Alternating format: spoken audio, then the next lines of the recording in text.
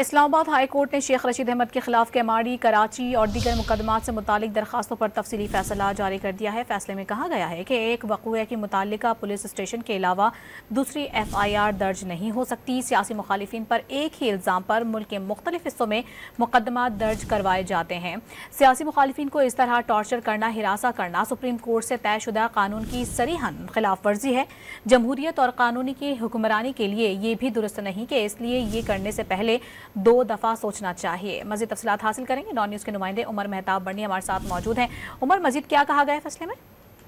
جی بالکل، اسلام آباد high court کے جسٹس طارق محمود جہانگیری نے شیخ رشید احمد کے خلاف کیماڑی، کراچی اور دیگر مقدمات سے متعلق درخواستوں میں 41 صفحات پر مشتمل تفصیلی فیصلہ جاری کر دیا ہے۔ تفصیلی فیصلے میں کہا گیا ہے کہ ایک وقوعے کی متعلقہ پولیس اسٹیشن کے علاوہ دوسری FIR درج نہیں ہو سکتی۔ طے شدہ اصول ہے کہ ایک ہی جرم میں ایک سے زائد بار کسی کو پروسیکیوٹ نہیں کیا جا سکتا۔ آئینی عدالتوں کی ذمہ داری ہے کہ شہریوں کے حقوق کا تحفظ کریں۔